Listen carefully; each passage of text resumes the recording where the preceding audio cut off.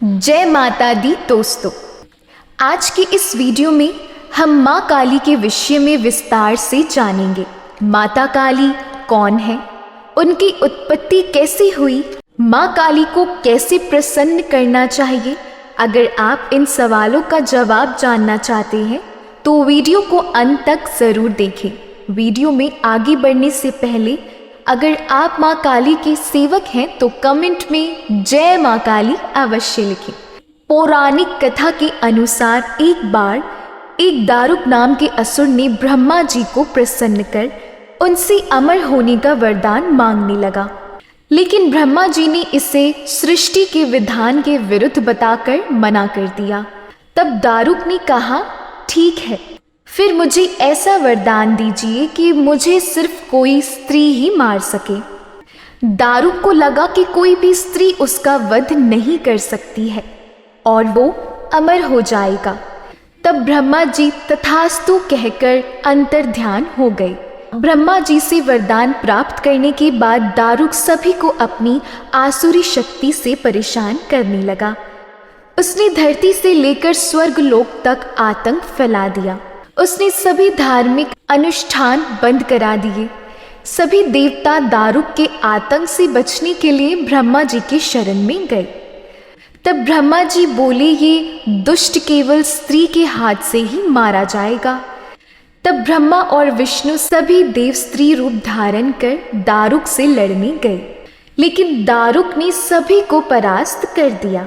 जब दारुक किसी भी तरह से मारा नहीं जा रहा था, तब सभी देव महादेव से सहायता मांगने कैलाश पर्वत पहुंच गए।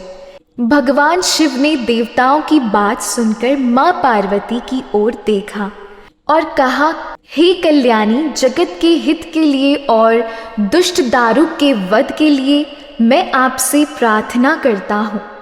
अब आप ही देवताओं के इस दुख का निवारण कर सकती हैं। तब देवी पार्वती मुस्कुराई और उन्होंने अपना एक अंश को शिव में प्रविष्ट कराया। देवी भगवती को वो अंश महादेव के गले में स्थित विष से मिलकर एक आकार धारण करने लगा।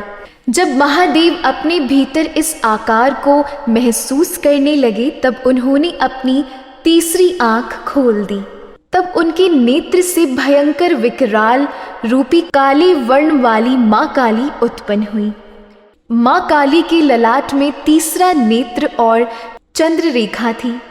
कंठ में कराल विष का चिन्ह था और हाथ में त्रिशूल व नाना प्रकार के आभूषण व अस्त्रों से वह सुशोभित थी। माँ काली के केवल हुंकार मात्र से दारुक समेत सभी असुर सेना जलकर भस्म हो गए। माँ के क्रोध की ज्वाला से संपूर्ण लोक जलने लगा। उनके क्रोध से संसार को जलते देख भगवान शिव ने एक बालक का रूप धारण किया। शिव शमशान में पहुंचे और वहां लेटकर रोने लगे। जब माँ काली ने शिव रूपी उस बालक को देखा तो वह उनके उस रूप से मोहित हो गई।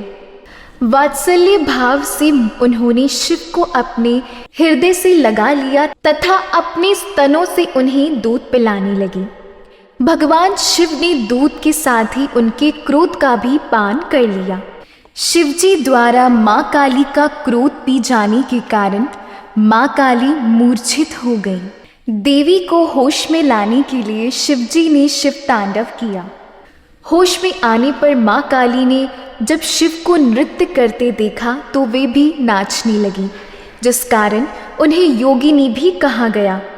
श्री लिंग पुराण के अनुसार माँ काली के क्रोध से महादेव के 52 टुकड़े हो गए, वही 52 भैरव कहलाए। तब 52 भैरव ने मिलकर भगवती के क्रोध को शांत करने के लिए विभिन्न मुद्राओं में नृत्य किया। तब भगवती का क्रोध शांत हो गया। इसके बाद भैरव जी को काशी का आधिपत्य दे दिया। भैरव और उनके भक्तों को काल के भय से मुक्त कर दिया। तभी से भैरव काल भैरव भी कहलाए। मान्यता है कि माँ काली को गुड़हल का फूल बहुत प्रिय है। माँ काली को 108 लाल गुड़हल के फूल चढ़ाने से भक्तों की सभी मनोकामनाएं पूर्ण होती हैं। रामकृष्ण परमहंस माँ काली के परम भक्त थे। वे भारत के एक महान संत और विचारक भी थे। बताया जाता है कि परमहंस को माँ काली के साक्षात दर्शन भी हुए थे।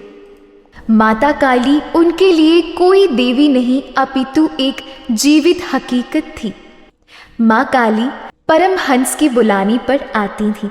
वह अपने हाथों से उन्हें भोजन कराती, उनके साथ खेलती कूदती तथा काली उन्हें आनंद विभोर कर चली जाती थी। जब माँ काली उनके भीतर प्रबल होती तो वे आनंद विभोर हो जाते और नाचना गाना शुरू कर देते। जब वे थोड़े मंद होते और काली से उनका संपर्क टूट जाता तो वह किसी शिशु की तरह रोना शुरू कर देते। अगर आप रामकृष्ण परमहंस के विषय में विस्तार से जानना चाहते हैं तो वीडियो के कमेंट बॉक्स में ज़रूर कमेंट करें। अगर आप सनातन धर्म से जुड़े फैक्ट्स जानना चाहते हैं तो वीडियो को लाइक और चैनल को सब्सक्राइब ज़रूर करें। जय माता